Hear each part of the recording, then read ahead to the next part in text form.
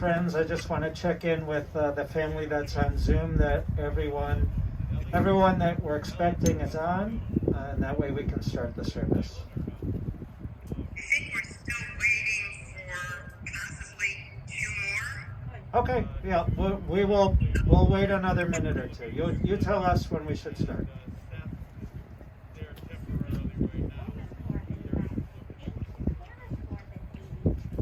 You asked me about how Uma was. No. Hanna was 97.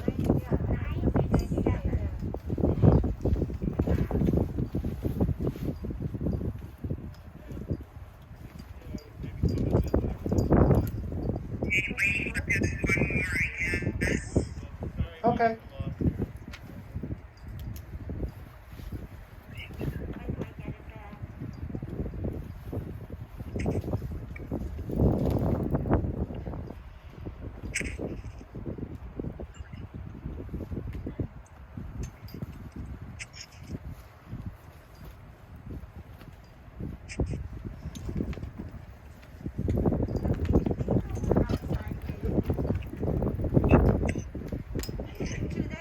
They're waiting in the sunshine.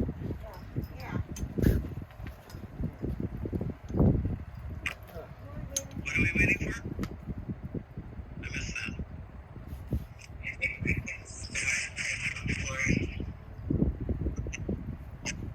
I said they can catch up. I think they can hear you. They don't know who it's saying. Yeah, they're gonna think it's me. Uh-huh. You know how that'll end.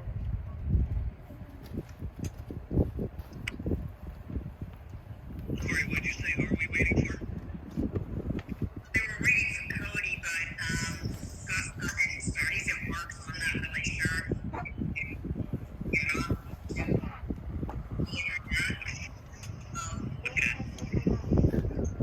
Okay, we're a go. Okay. Thank you. Can everyone hear me?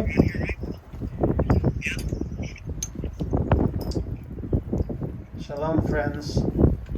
Though we cannot all be standing together here at the graveside in Cleveland, physically holding each other up, we still gather today both physically and virtually to share words of praise, thanks, honor, as we recall with great affection such a special person. Today we say goodbye to our beloved Hanna Wolff. The rabbi's muted, so we're again. Can you hear me? We think you're muted. I asked. Didn't I ask? But we did hear you for a moment. Oh. You're going to make me start again. There you go. All right, friends. We gather today both physically and virtually to share words of praise, of thanks, and honor as we recall with great affection such a special person. Today we say goodbye to Hanna Wolff, a beloved daughter, a beloved sister, a beloved wife, a beloved aunt, a beloved great aunt, a beloved great great aunt, a Holocaust survivor, and friend. Cantor Schiffman and Rebbe Weiss are going to formally open our service with the chanting of Psalm 23.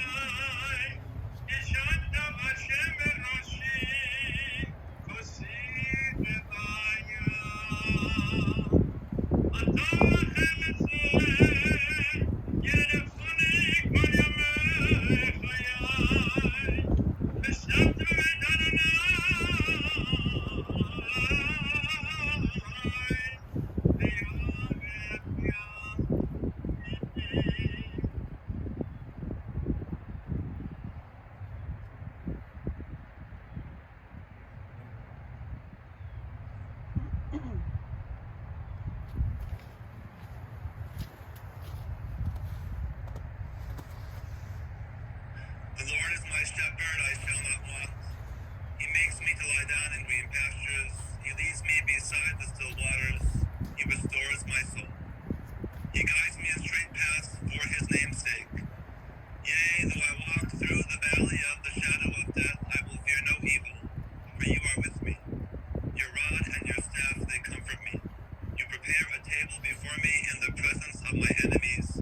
You have anointed my head with oil, my cup runneth over. Surely goodness and mercy shall follow me all the days of my life. I shall dwell in the house of the Lord forever.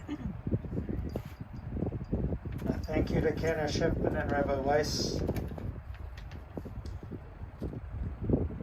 The rabbis compare our lives to that of a ship. And they say that when a ship sails out of a harbor, oftentimes it sails out, leaves that harbor on its maiden voyage with much fanfare, with much celebration. But when a ship comes home after a long and memory-filled journey, oftentimes the port is empty. There's no fanfare waiting for its return. But the rabbis say it should not be the same for us. That when we enter this world, no one knows what seas and storms we may approach, what obstacles lie in our path. But when we come home safely, when we return safely home, that is when we should rejoice. And so today, as we bid our final farewell to our beloved Hanna, we know that she has returned home, and that today we focus on all that she did. She wanted to live as long as she could, to show them that regardless of the difficulty and the loss, all those obstacles in her life, all those difficulties, that she would live. She wanted to make it to 100. She left this world on Thursday, January 28th, the same exact day on the calendar as Uma, Grandma Edith, her sister-in-law who was like a sister. Today we can say that our beloved Hanna has departed from this world with a good name in peace at the age of 97. Hanna has left behind many in mourning, her niece Ingrid, her great nieces and nephews Craig and Cindy, Corey and Vic, Tammy and Elliot, her great-great-nephews and nieces Arla, Raleigh, Ellis, Lance, Ryan, Alana, Jennifer, Chad, Brooke, Cody and their spouses, and her great, the next generation, the new babies. Hanna now joins all those who have gone before. She returns to her husband of blessed memory, Erwin, who left this world nearly 40 years ago. She returns to all those who perished in the Holocaust, so much of her family, her parents, and her siblings. I'd like now to share a very special tribute written by her great-great-nephew, Chad, who lives in Dallas. And this is what Chad shared with me. I was so fortunate to have a special relationship with my great-great-aunt. Hanna had my deep respect for her constant positive outlook on life. She never complained. She viewed life as a precious gift. One of my fondest memories with Hanna is when Sarah and I stayed at her apartment over Shabbat for Raleigh's bat mitzvah. She was so warm and welcoming to Sarah. She beamed while lighting the Shabbat candles with her, joined me as I recited the Kiddush. We weren't sure who was enjoying the visit more, us or Hanna. Perhaps my favorite memory involves the high holidays. During a phone call after Rosh Hashanah, she told me that it got too difficult for her to attend services, so she took out a machzor, a high holiday prayer book, and prayed alone in her apartment. She would do the same over Yom Kippur. At that same time, Sarah and I had baby Adina at home. We would tag team attending services. That Kol Nidre when I stayed home, I pulled out my machzor and davened just like my great-great-aunt Hanna. I felt like we were davening together. This continued for a couple years, and again after Adam was born. Even today when I go to shul, I still think of davening with her. I will miss Hanna's endless positivity, her thick German accent, her warmth, her passion for Judaism. This past Thursday, the world lost an amazing woman. Thank you, Chad, for sharing that. Sweet and soft-spoken, Hanna was friendly. She got along with everyone. A woman of strong faith and conviction, she lived a long life. With such a strong will to live, she certainly did not have it easy. Yet incredibly, she was so positive, always full of life, a glass-half-full person, always looking on the bright side. She was a fighter, incredibly strong. She believed in education. She was a teacher. She was inquisitive and loved to learn. She taught alongside her beloved husband, Uncle Erwin. They taught for years together at Silver's Temple Sunday School. Tammy, Corey, and Craig had childhood memories of going with them to the temple for Sunday school. Tammy, you told me you became a teacher perhaps because of the influence of your great aunt. She was always so young in spirit, vibrant for so long. Hanna was from Germany. She was the baby in the family, the youngest. She never talked much about her time in Europe, most especially during the Shoah, the Holocaust, when so much of her family perished. Although she did once share that much of the family was rounded up, she was on a truck to go straight to the gas chambers with her mother. Hanna was able to jump off, but never forgave herself for leaving her mother. She was in concentration camps as a teenage girl and miraculously survived. After the war, she made her way to New York, where she met her sister and brother, who both survived. Later, she was set up with Erwin, moved to Cleveland to start their life together. You all recall those visits to their home on Bayard in Cleveland Heights, memories of the piano and the bag of lollipops. She later moved to the Mark IV, which became the Hamptons. She always stayed fit, exercising, eating healthy, living modestly, never asking for much. She was prim and proper, formal, but always filled with warmth and love. She spanned generations as the youngest in her family. She could converse with all, regardless of age. Never having children, her great nieces and nephews became like her own. She loved you so much. You were her adopted family, but even more than that, you were simply family. You gave her so much nachas, so much joy. You told me that she cared for us, she loved us. And when you visit, she would always light up and get so excited. You each had such a special relationship with her. Corey, you told me you called every Saturday.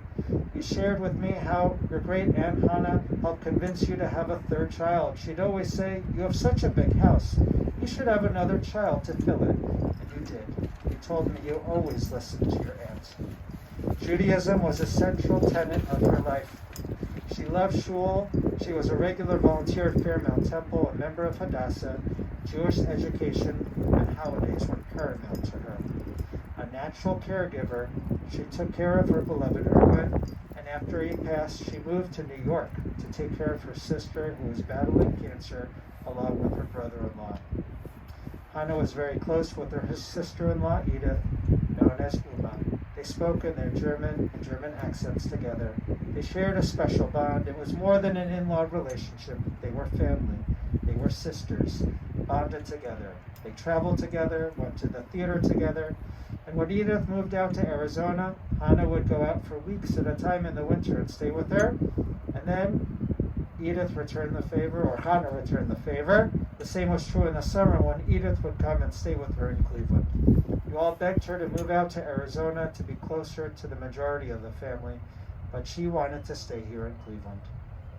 Ingrid and Art of blessed memory took up her care for these last many years with Craig and Cindy here in town. You all paid her bills, made sure that all was taken care of. It's been difficult. She wasn't so well, but through it all, you were there as best as you could, especially in this time of COVID. She loved you all so much, knew that you were always with her. Her caregivers, Pam and Pat, were incredibly loving to her, making sure she was cared for with dignity and compassion, always getting all that she needed, especially from Cindy and Craig here in town. Hanna will be missed by family and friends. She's returned home in peace, like that ship that has returned to the harbor. We can rejoice in her good name, in her long life, her spirit, and her love. May she rest in peace, and we say, Amen. At this point, we're going to ask for the cemetery staff to lower the casket, and then in a few moments after that, Cantor Shipman will lead us in the memorial prayer.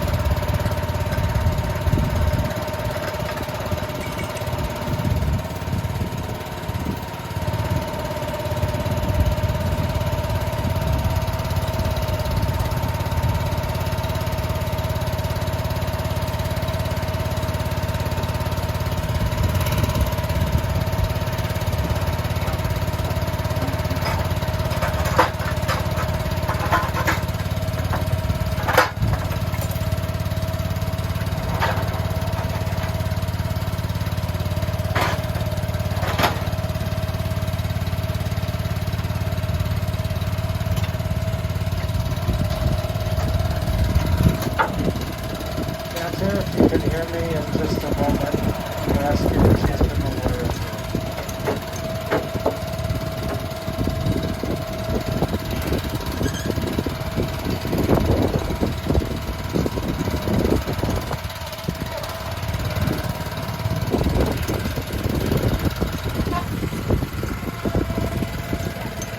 And Victor, lead us in the Hail Mary.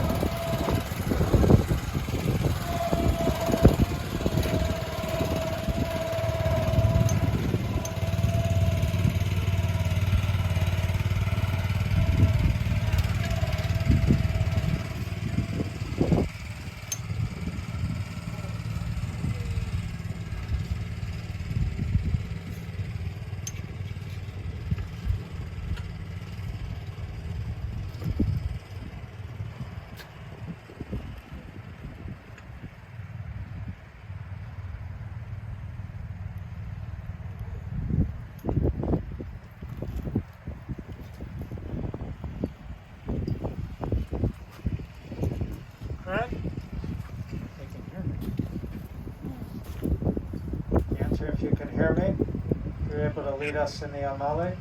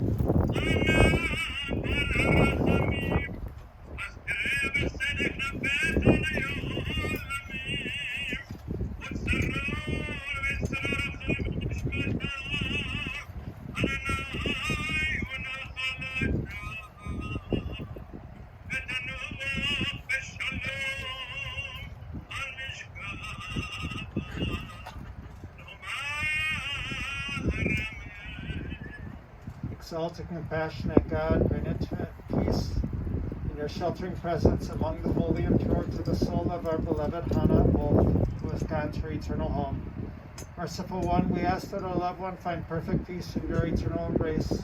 May she merit the reward for living a life filled with righteousness, kindness, and love, and devotion.